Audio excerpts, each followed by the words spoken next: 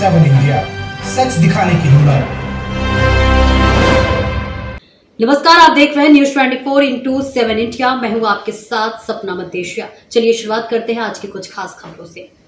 शिवपुर में किसान नेता राधेश्याम मीणा मुंडला के नेतृत्व में शुक्रवार को सैकड़ों किसानों ने शिवपुर कलेक्ट्रेट का घेराव कर ऑनलाइन फार्मर आईडी एवं ई टोकन व्यवस्था के कारण उत्पन्न खाद्य संकट, कालाबाजारी एवं किसानों की विभिन्न समस्याओं को लेकर जोरदार प्रदर्शन किया।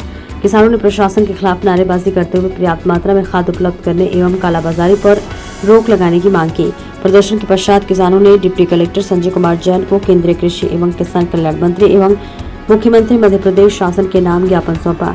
ज्ञापन में किसानों ने कहा है कि वर्तमान में ई टोकन व्यवस्था किसानों के लिए परेशानी का कारण बन रही है तथा ग्रामीण क्षेत्रों के किसान समय समय पर खाद प्राप्त नहीं कर पा रहे हैं। किसानों ने मांग की है कि प्रत्येक ग्राम पंचायत स्तर पर फार्मर आईडी एवं ई टोकन बनाने की व्यवस्था की जाए।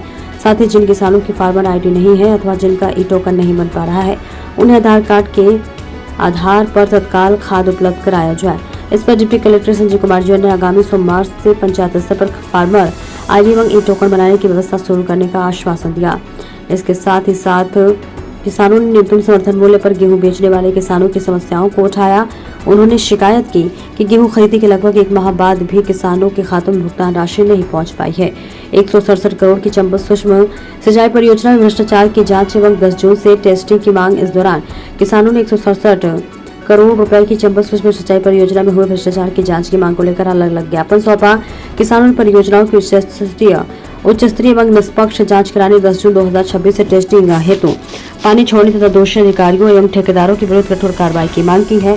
प्रदर्शन में वरिष्ठ किसान नेता रामलखन मीणा, बिहारी सिंह सोलंकी, हरिमोहन बौद्ध, जसवंत मीणा, ओपी मीणा, धानोर धर्मराज मीणा, रामप्रसाद मीणा, दूलीचंद गौरी शंकर, जगदीश लक्ष्मी नारायण, धर्मेंद्र मीणा, पांडोली अजय, ओम प्रकाश, राम भरत सहित बड़ी संख्या में किसान मौजूद रहे। अंत में किसान नेता राधेश्याम मीणा मुंडला ने कहा कि यदि किसान की मांगों का शीघ्र समाधान नहीं किया गया तो किसान के साथ मिलकर आंदोलन और व्यापक रूप लिया जाएगा, जिसकी समस्त जिम्मेदारी शासन एवं प्रशासन की होगी। देखिए शिवपुर से गुलाब सिंह मारू की खास रिपोर्ट। एकदम से 2400 का कर दिया, क्या करेगा किसान? बर्बाद हो जाए, खेती करना बंद कर दे किसान।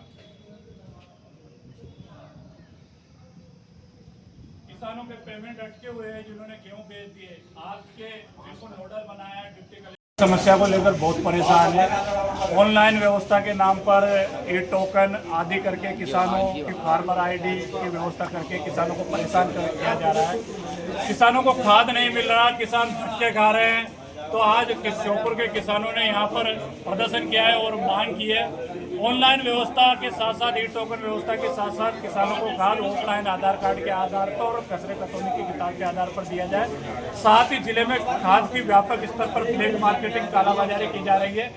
जो यूरिया 267 का आता है उससे 600 रुपये का बेचा जा रहा है।